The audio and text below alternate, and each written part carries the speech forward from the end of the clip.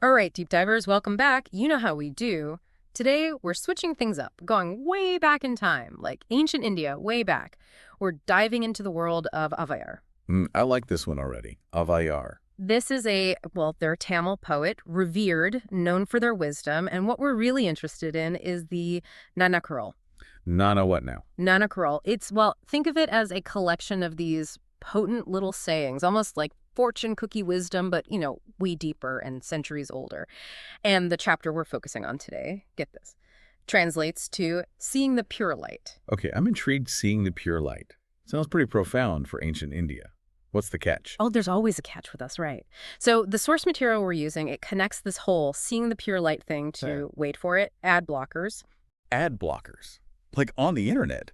You're kidding. What do ad blockers have to do with ancient Tamil poetry? Yeah, it's a bit of a head scratcher at first, right? But that's what makes this deep dive so interesting.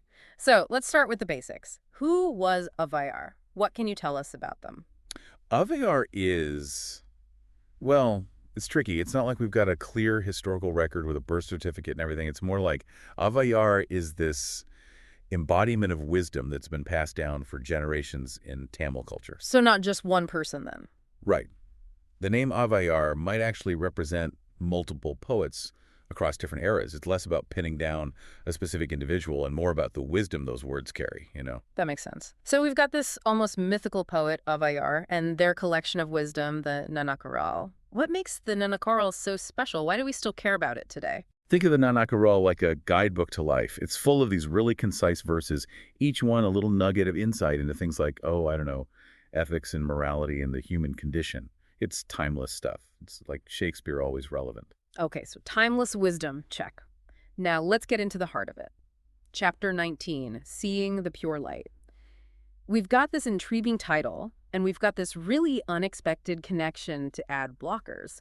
Where do we even begin to untangle this? Right. Well, even without the full Chapter 19 text in front of us, that title, Tuya Oli Kandal, it gives us a lot to chew on. Tuya, think of that as pure, clean, almost sacred. And then there's Oli, which is light. In Tamil literature, light often symbolizes knowledge, enlightenment. So are we talking about like spiritual enlightenment here? It could be interpreted that way, yeah. Seeing the pure light, it suggests this process of seeking truth, getting rid of distractions so you can actually see what's real, what's important. And that's where ad blockers come in, because they help us cut through the clutter of the internet. Exactly. Think about it. Ad blockers, they filter out all those flashing banners and pop-ups. They let us focus on the content, the information we actually want. So using an ad blockers is like putting on a pair of Avayer-approved glasses, Yeah. helping us see the internet with more clarity and purpose. Huh. I like that. It's a modern-day application of an ancient idea. Avayar couldn't have predicted the internet, but their wisdom about seeking truth, about clearing away distractions to find what's important, it's kind of perfect for our digital age, don't you think? Absolutely. But there's so much information out there, so much noise. If Avayar were here today, I wonder what they would make of it all. It's really interesting to think about. One of the recurring themes in Avayar's work is this idea of discernment, being selective about what you allow to influence you. Being mindful of what we consume, both online and offline. Precisely. There's this one verse from the Nanakwal, verse 423, and it goes, "Even with honey on its tongue, a deceitful word is worse than a poisonous fruit." Meaning something might sound appealing, look appealing online, but actually be harmful. Exactly. Avayar was cautioning people, even back then, to look beyond surface appearances, to think critically about the information they were taking in. It's easy to get caught up in the excitement of something new or flashy.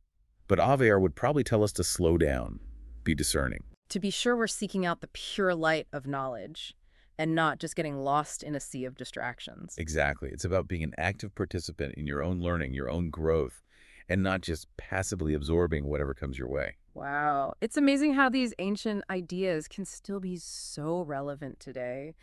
Avayar, the original ad blocker advocate. Who knew? Right. Talk about timeless wisdom. This deep dive has really given us a lot to think about. Before we sign off, any final words of wisdom for our listeners inspired by Avayar that they can take with them? How about this? Next time you're online and you find yourself bombarded with noise, take a moment to think of Avayar. Ask yourself, am I seeking the pure light of knowledge, or am I just getting lost in the digital noise? You might be surprised at what you find. I love that. It's a great reminder to be mindful of our digital consumption. Well, that's it for today's deep dive, everyone. Thanks for joining us on this journey through ancient wisdom and modern technology. Until next time, keep seeking the pure light.